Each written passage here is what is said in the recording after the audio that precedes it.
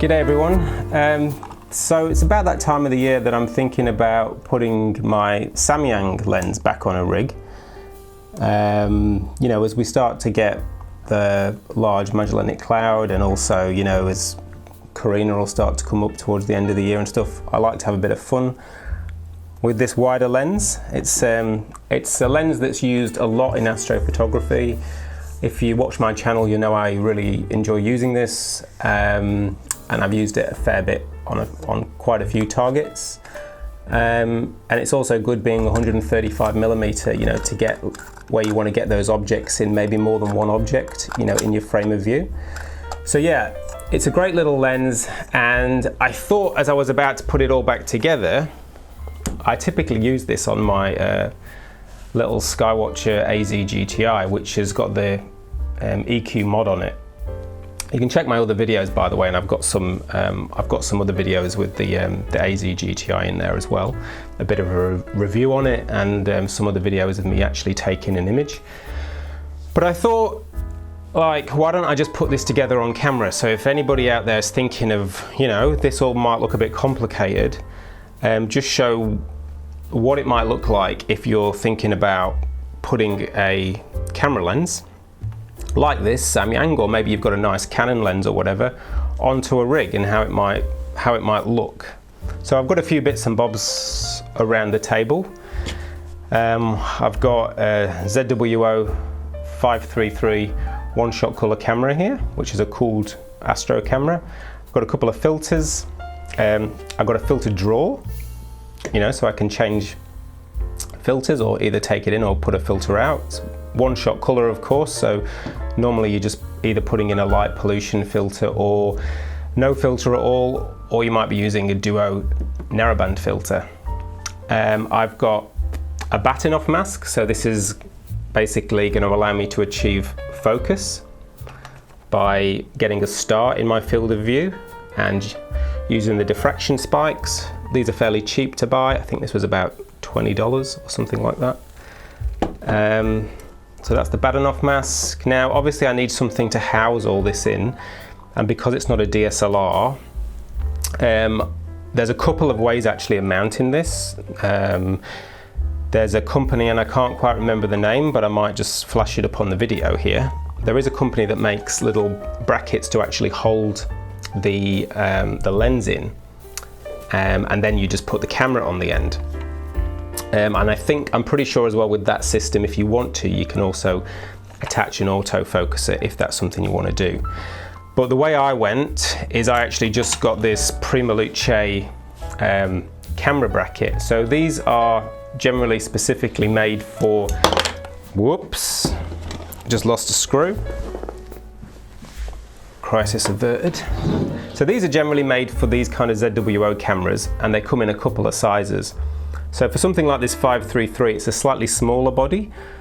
So that's, you know, I got the appropriate size. So this fits into there, it clamps down, and that's how you mount basically the camera. And then of course the camera lens just clicks on front.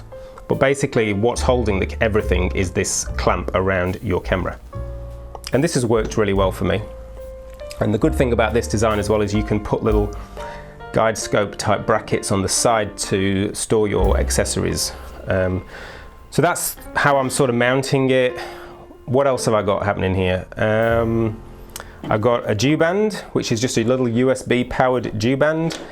Even with a nice sort of dew shield like on this one, it's still going to you're still probably going to get some condensation on those cold nights.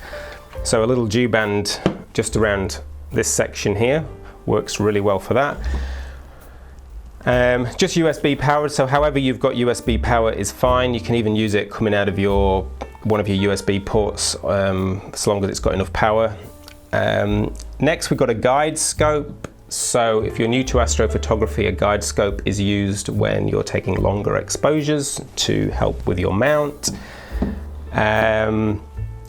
What else have we got? We've got an Allen key to fix it all together. And finally, on this little rig here, I do tend to use one of these ZWO ASI Air Pros. This is the Pro version, so it's not the latest version, but this is what I use. And this silly white thing here, this is because this particular version, the Pro version, has got really rubbish Wi-Fi on it. The range on it is terrible, so I ended up having to buy a little Wi-Fi, effectively like a little Wi-Fi extender. It's a bit silly. I wish they'd have made it properly in the first place. But anyway, so that's kind of what I've got. That's my rig. That's what I'm sort of building my Samyang lens around, you know, this. And it's just a great little portable rig. So this Skywatch AZ-GTi is perfect for this because it's designed to carry up to 5 kilos. This is nowhere near 5 kilos. It might be around 2.5 or something like that, 3 max. So I think what we'll do first is, why don't we put this together and see how these things actually work? Because often we see these things, you know, after the fact when they're done, but we don't always see them sort of, you know, how hard or easy it is to put together. So firstly, I'll just say with this ring, I've attached these 2 little brackets here, and all they are is they're just little guide scope type brackets. Just little, just to hold obviously your guide scope, but I've got another one to hold my little portable computer, my ASI Air here as well. So let's get our camera in first. Now, camera, I'll try and show these to the little GoPro as well. So the camera is a ZWO 533, like I said. So the first thing I'm going to need to do is you are going to need a little IR UV cut filter. These are nice and cheap. This is an Optolong one. You can buy whatever brand you want. And what we're going to do is actually screw that in, and it's going to go in front of our sensor. So this is obviously for when, you know, this is probably like when you're just taking your broadband images and all you need is just a nice UV IR cut filter. Pretty standard. Some cameras have them built in, but this 533 doesn't, so it just screws into the 1¼ inch threaded slot here. Now, the next thing I'm going to need to do for this camera is I need to get my backspacing correct. Now, backspacing for this camera is the usual 55mm. So what I'm going to do is I'm going to put in my ZWO filter drawer here. Oh, I've actually got this the wrong way around. Shit. All right, let's take a pause. All right, guys, so let's carry on. Now, I did have to just pause there for a second because I actually had the filter drawer here that normally connects to my telescope, which gives me my 55mm of backspace to my telescope. However, because I'm using a Canon lens here, it's a little bit different, the connection options. So this one I don't actually need. This is just for when I'm using my telescopes. So in this case, I actually need this. This is my ZWO adapter, which is basically a filter drawer which helps connect my camera directly to my Canon EF camera lens. You can get these for various cameras. I'm pretty sure you can get Nikon ones and definitely obviously Canon ones. I'm not sure about Sony. So basically all I would do is I take this now and I connect that over the top of that. That all screws together nicely, and this is going to give me my backspace. So basically now, by the time I've got those connected and then the distance with my Canon lens, it'll be the correct 55mm spacing that I need. So what I can do is I can take this off like that, and obviously I can click this in now, and that would be my imaging train. So what we'll do first, before we do that, why don't we mount the actual camera, because that's going to make it easier, isn't it? So what I'm going to do now is I'm going to push my camera in like this. Probably best just to check how you're orienting the camera. So if I turn this around here, you know, I might want to begin with it with the USB ports sort of in a nice position. But you know, you might have to change this because you might need to rotate it, of course, for your target. And then all we do is we just screw down our little bolts here. Now I believe the bigger cameras the bigger size cameras like the 2600, I think rather than having the Allen keys like this, they have like a quick release type system, which is a bit easier. Obviously, because when you have to rotate your cameras, you do need to obviously loosen these off. So I can tighten those up, and now my camera is going to be nice and secure in there. So that's nice and rigid now. And then what I can do after that is, now one thing I've got to think about now, so this is why I wanted to do this in real time rather than plan it out too much. So the first thing I've got to notice is, can I actually get my filter drawer out if it's like this? Let's have a look. No, that's going to be really painful. So that is not going to be my best orientation. So what we can do, this is the nature of these things. What we can do is we can loosen that one off a bit, and we can test where we're going to have to, it is a square sensor in this camera, so it doesn't really matter that much where I have, as long as I go through a 90-degree rotation, so it's kind of, it doesn't really matter that much. I think, like, for this camera, to be honest, the way that this is all looking, it's actually easier just to have it upside down at the back. So it's easier just to have, because now the filter drawer is in a nice, super easy position. So what I would do then is just tighten that up, and yep, I think we're pretty happy with that. And obviously now my filter drawer comes out nice and easy. All right, hope you're sticking with me so far, guys. So now we got our lens, and just take our cap off the back. And of course this is the Canon one, so it should all match up with our little red dot. And there we go, we are nicely clicked in now. So that's looking pretty cool. Okay, so what are we going to do next? Now we've got 2 available slots here. So this is the one that I'm going to mount my guide scope on. So this is when you're taking, you're generally going to need a guide scope at some point. As soon as you start taking images, probably even over 60 seconds on this, you're going to find that you're going to get some star trailing or some blurred stars. So you are going to need this fairly quick. So that goes on there like that. Now, just to show you with my guide scope, so obviously now it's going to be a bit that side heavy, but that'll be corrected in a second. So this is the ZWO 120. It's a very popular, affordable guide camera, and this is the SV Bony guide scope. It's the equivalent of a ZWO version of this guide scope. I think it's the SV Bony 30mm guide scope. It's great for this sort of focal length. It's more than adequate for doing this kind of a job. Okay, so like I said, it's tipping over a little bit now.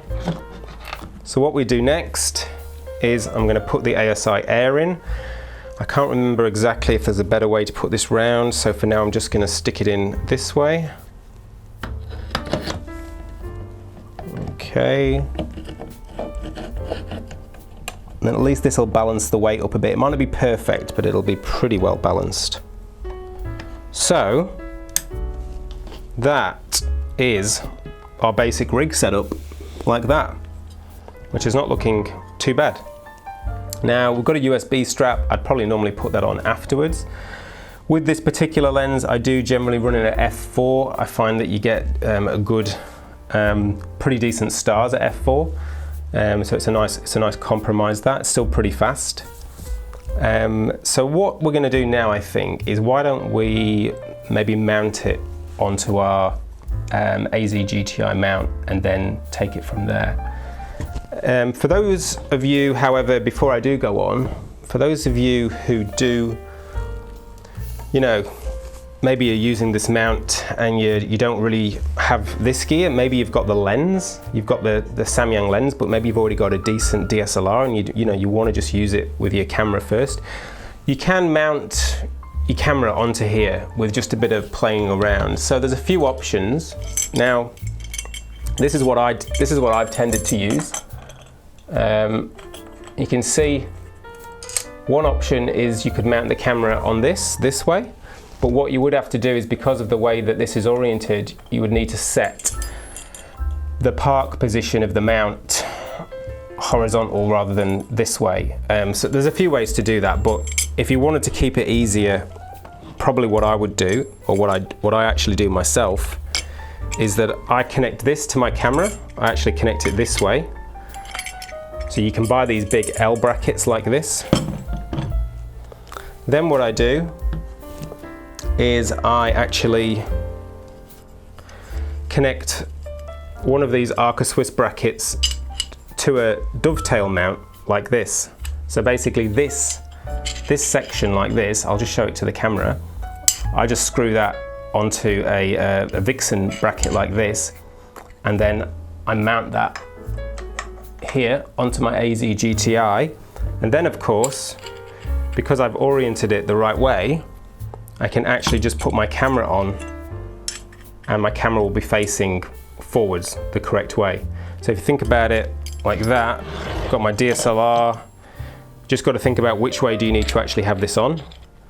So if this is on this way, then that's my camera facing forward. So that's another way to do it. So look, if you want to just pick up the lens and you already have a decent camera, then you can go down this route or figure out some other way for connecting your camera onto the mount. The reason I have this screw here is it's actually for the guide scope. So this is the way that I then connect my guide scope to this bracket.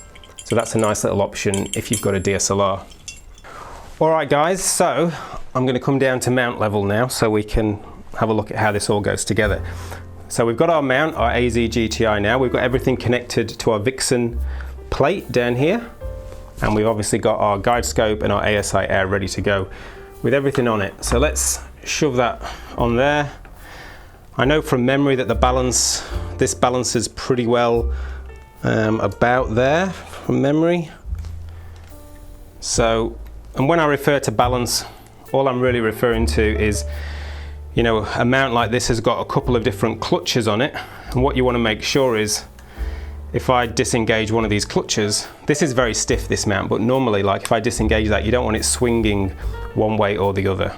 So that's looking pretty good.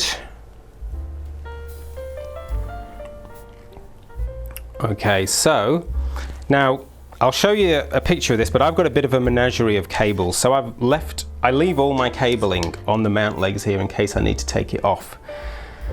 So it does look a mess, but I assure you that we're going to get everything connected. So down here I've got just my normal AC adapter down the bottom here, which is going to be obviously my main source of power, which is just, you know, a normal plug on the end. So you'll need either an extension cable or one of those sort of power packs with an AC out on it. And that's what's going to be powering my whole rig. So first off, is in order to find that, I've put a little yellow tab on that particular lead because I know that that's the power in. So that's going to go into my little ASI Air box. And my ASI Air is going to power everything else and communicate to everything else. So that's the first thing I do. Now then, next, I can see my mount here. I've got a power coming from the bottom of my mount. So I'm going to put that into one of the power outputs now. Got 4 power outputs on the ASI Air. It's got 2 USB 3s, 2 USB 2s, and a network port if you need it as well. So what do we got next? So we're going to need power to that camera. So I can see by the way I've got my cables set up here that I'm going to put my power into my camera there. That's my in, and of course my outside is over here. So I'm going to put that into my ASI Air. So I've got my power coming out from my Air, obviously into my camera. Next is, I need my camera, obviously my main camera here needs to communicate to my Air. So I'm going to put in my USB 3 cable. And on this end, I'm going to put in my USB 3 into my USB 3 port.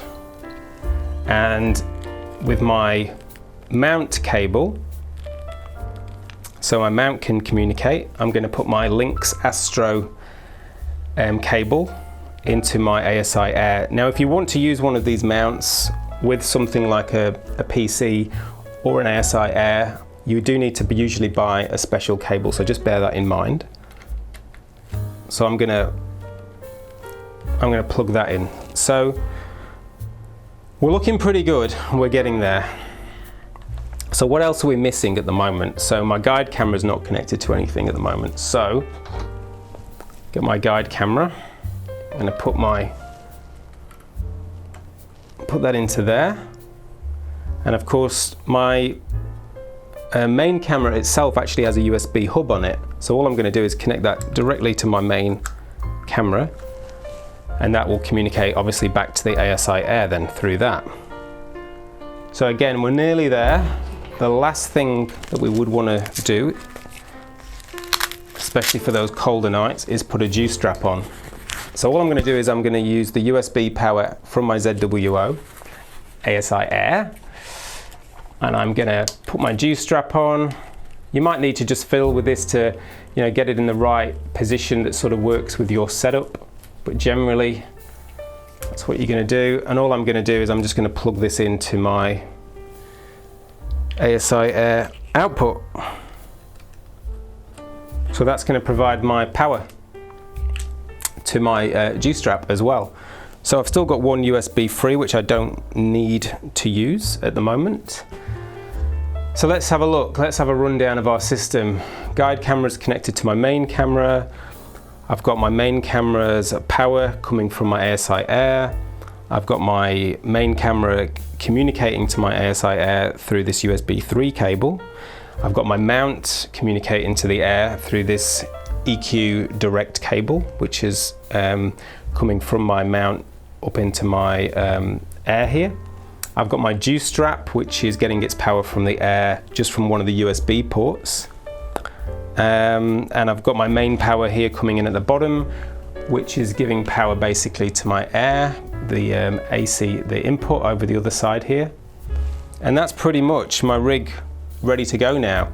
Now just bear in mind, in terms of this setup, the Air does need, it's actually not my favorite device personally, but I like it for this small rig because it just works well. But it does need a tablet or a mobile phone to work, so you put the ASI Air app on your phone. But of course, if you've just got a mini PC or something like that, or even a laptop, there's nothing to stop you just using your laptop and connecting things through that way and putting some free software like Nina, which is very good and very popular and my personal favorite piece of capture software. So if you don't have an Air, you can always, consider something like just start off with your laptop or get a mini PC and remote to that mini PC. And that is pretty much a wrap, guys. I think this is, the reason I wanted to show this is because I think it can be a little bit daunting when you start off in astro, and I do think that things like, a camera lens is a great way to get into it, especially a camera lens which I really like this 135 Samyang. I've showed options, like I said, you can start off with a DSLR and just the lens if that's what you want to do.